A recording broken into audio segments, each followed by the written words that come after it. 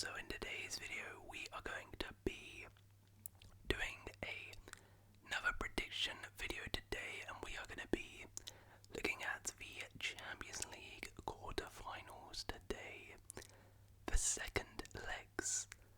So of course the first legs were complete last week and they were thoroughly entertaining, but on Tuesday and Wednesday we have the second legs, so we will see who officially will be our final four of the Champions League this season. So I'm going to do predictions for the second legs in this video, and yeah, give my thoughts on how the ties will go. Now before we get into my predictions for the second legs, let's have a little look at mine from the first leg. So I predicted it would be Bayern Munich 0, Inter Milan 0. It ended 2-1 Inter, so didn't do too great there. I predicted it would be 1-1 Arsenal Real Madrid. It was of course 3-0 Arsenal.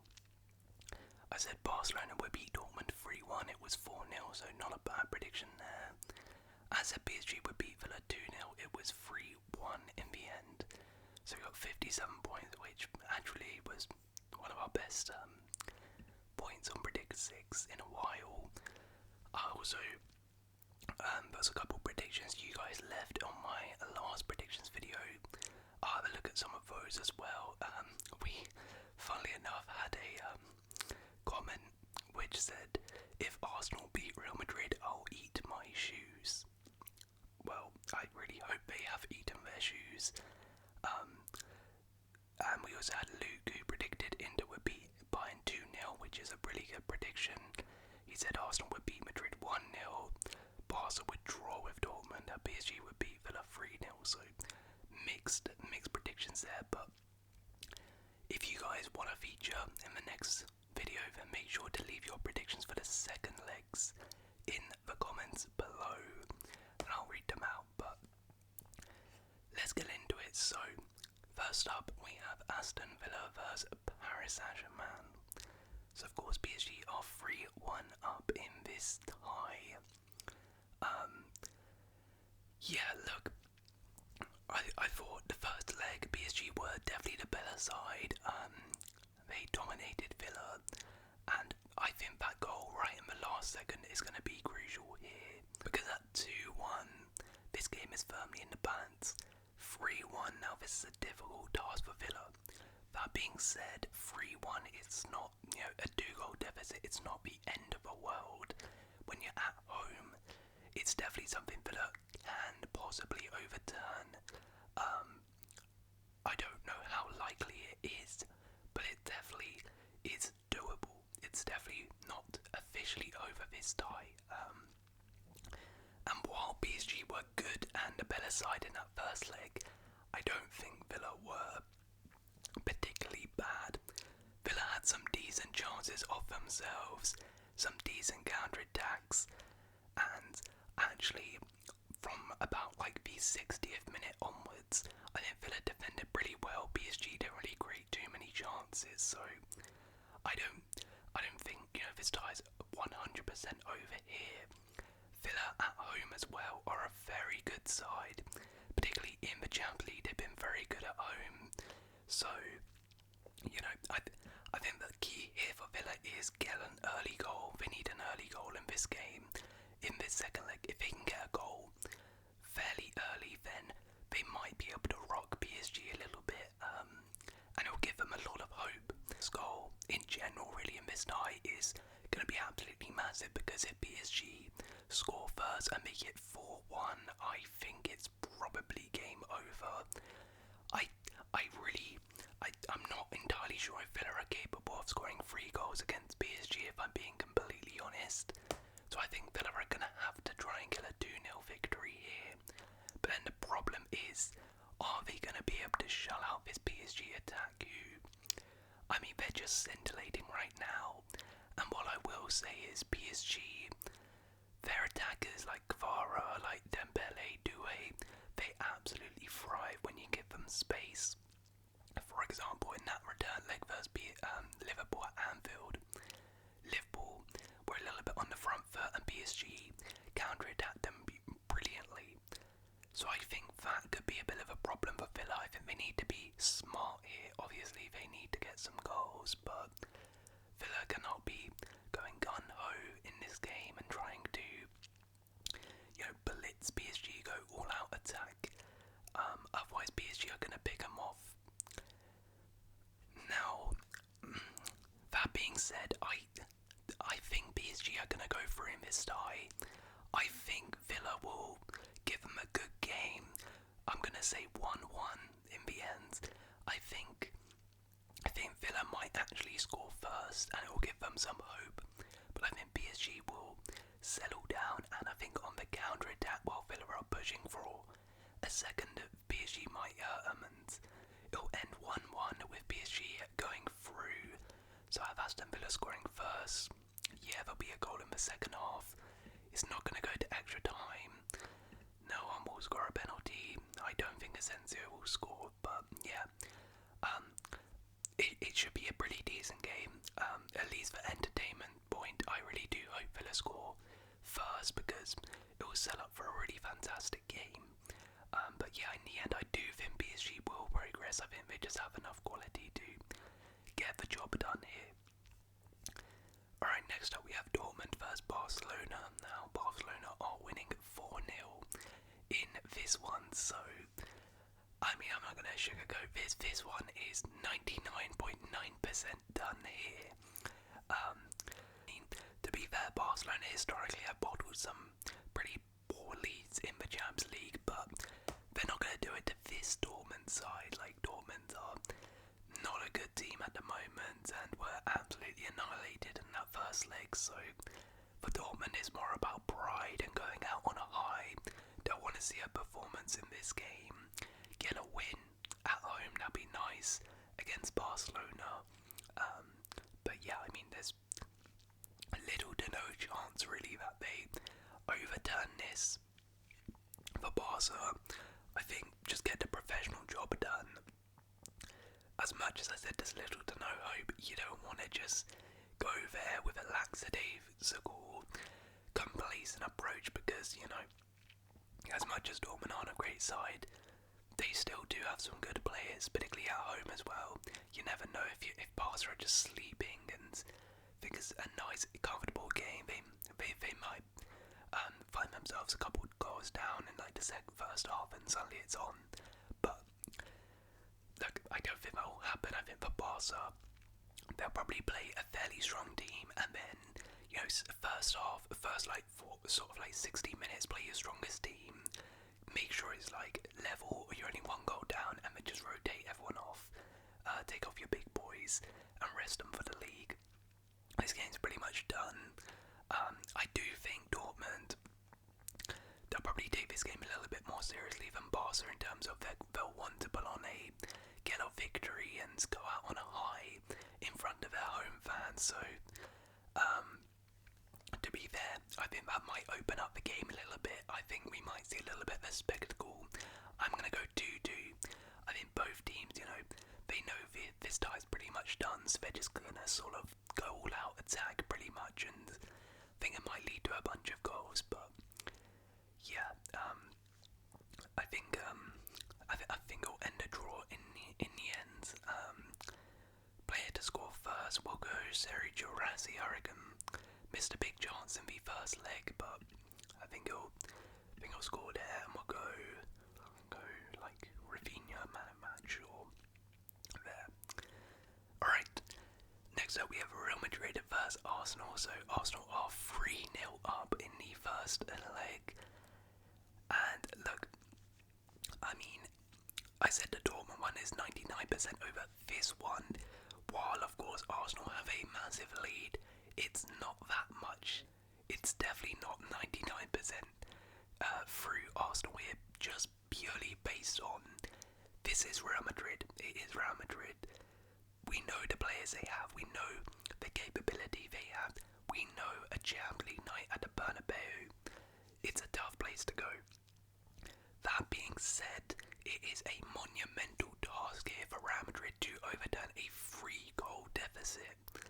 3 goals is a lot. If it was 2, I maybe could see Real Madrid doing it, but 3 is a lot.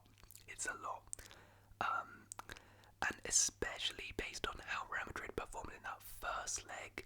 They're going to need to be 10 times better in order to beat Arsenal here. But it is definitely possible. Anyone saying it's not possible, I think is wrong. It's definitely possible. I can see a world where Real Madrid go through to the semis. I don't think it's very likely, but it's possible. It is possible. They're going to need their big players to step up. They're going to need a much better performance from Vinny. They're going to need a much better performance from Mbappe, Bellingham, Rodrigo, all of them. And they're going to need a goal. And they really are going to need a goal fairly early in the game, I would say. First half, I think, needs to be 1-0. Real Madrid. The thing I see, though, with Real Madrid, though, is the problem is, even if they were to score 3, I'm not 100% sure they can shut out Arsenal. Like, their defence is just so bad.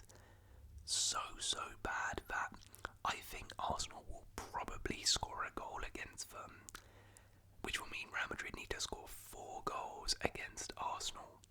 And are they going to score 4 goals against Arsenal? Like, that is a lot. I don't remember the last time Arsenal were pummeled like that before, losing like 4-1 or 3-0 even in a game. Arsenal as well. I've seen, for example, against Man City, remember when they had 10 men early on in the season, and they just parked the bus completely, and they just put everyone behind the ball. And to be fair, it was awful viewing, but it worked. And I believe that if Arsenal are, down a goal, they're just going to do that, and they're going to completely park the bus. And Real Madrid are, while they're good in attack, they're not great at breaking down low blocks. They're really not. So for me, I think Real Madrid will win. I think they will win, but I think it'll end 2-1 Real Madrid. So I have Arsenal going through here. I don't see Real Madrid, even if they score 2 goals, I don't see them keeping a clean sheet against Arsenal. I think their defence is too poor, and I think Arsenal, as I said, their defence is good enough, their shape is good enough that they're not going to concede more than, I think it's unlikely they'll concede 3 goals, and even if they do, I think they'll score a goal. So I have Arsenal going through, but I will say that this tie is definitely not completely done. It's not completely done, and I mean it. Oh boy, I really do hope Real Madrid win. I really do hope Real Madrid turn this around, because it would make for just such a beautiful review. But anyways, our final quarterfinals here is Inter Milan versus Bayern Munich. Inter are 2-1 up in the tie. So this is probably the game which is maybe got the most riding on it. I think it's probably the game which I think is maybe the most even in terms of there's still a lot to play for here. While of course Inter picked up a massive victory away from home against Bayern 2-1. Mightily impressive. It's only 1 goal, and being only 1 goal, Bayern can definitely overturn a 1-goal deficit. Now, it's going to be very hard, because Inter, 1, are just a hard team to beat, but 2, Inter are at home as well, and Inter, particularly at home, are very good in the Champions League. They're very good in the Champions League, and just in general, really. And also in that first leg, I mean, Inter's defence proved very tough for Bayern Munich to break down. Bayern did struggle quite a bit, and then when they did get those chances, they missed them. And now they're going to need players like Kane to step up in this one. At least they're big hitters, they need to step up. They really do. But look, Bayern can definitely score. And as I said, it's definitely overturnable. The thing I see though, the problem for Bayern here is, I think on the counter-attack they might get killed, because Bayern are really going to have to go for this game. They're going to have to be properly on the front foot here, pushing for a win. And I mean, they drew to Dortmund 2-2 on weekend, and they were getting picked apart on the counter-attack when they were like really pushing for a goal, and Dortmund could have easily beat them. And even in the first leg, Inter, both their goals came through brilliant play and then good at counter-attacking. And I think Bayern, what it's going to be is Inter are going to hold out for a while, will be 0-0, and Bayern are going to push and push as it gets later into the game to get a winner, to get a goal, to equalise the tie, and I think that's going to play right into Inter's hands. So I have Inter winning 2-0 in this one. I think Inter will progress. I just think their defence is too good, and I think it'll shut out Bayern. And I think on the counter-attack they're just going to kill Bayern. But look, I can see it going the other way for sure. And you know, it wouldn't surprise me if Bayern beat Inter.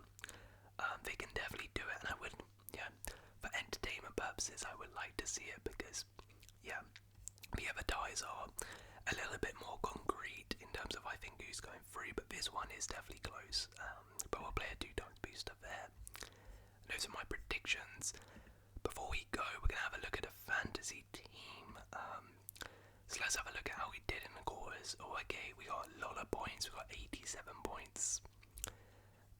Rafinha, Captain Cook, Nuno Mendes got a goal. Kunde got 8 points. Courtois in goal was not a good choice. Bastoni on the bench got 6 points. Dembele, Yamal got 9. Lewandowski got 14. Okay. Let's make some subs then.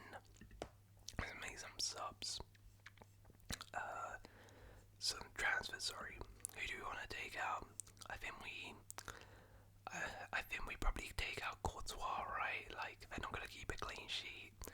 I think we probably take out Jurassi as well. And we probably want to bring in goal. Who's the most likely to keep a clean sheet is probably Sommer. But I've already got 2 Inter Milan defenders who I'll probably start this time, so I don't want to do that. Maybe we go. The goalkeeper choices are not great, I can't lie. I think we go. You know what? We'll go Sommer. We go Sommer, I guess. And in attack, who do I want to bring in? Do I want Kane? Do I want Vinny? Probably not. He's not really been too great. Lautaro Martinez or Thuram, actually, I think is a shout. We'll go Lautaro Martinez. I may allow this many Inter players, I don't know. And we're gonna get rid of Adeyemi, and we're gonna bring in. Who do I think could do well? Actually, where's Kvara? Where's Kvara? Is he an attacker? Let's just go to team and let's go PSG. Is he an attacker? Where is he? Oh no, he's a midfielder, only 7.5 mil. We'll get him straight in. Wait, I can't do that. Have I got too many? Oh, above budget. Okay. Let's just get rid of Cobalt and go for this guy. Sure. Alright. Boom. Confirm the transfers. And then we're gonna start. Nope, I don't mean to do that. Go back. Right, so we're gonna start Bastoni for Dumfries. Dumfries out. And we start Kavicha. Kavicha can come on for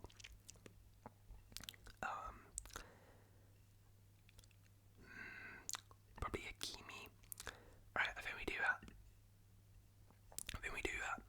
So there we go, that is the fantasy team. We got Sommer in goal, Kunde, Mendes, Bastoni at the back, Ousmane Dembele, Yamal, Rafinha, Kvara, Lautaro, Lewandowski, and Kylian Mbappe. So anyways, let me know your predictions in the comments below. And if you guys have enjoyed this video, please do leave a like, consider subscribing, and I'll see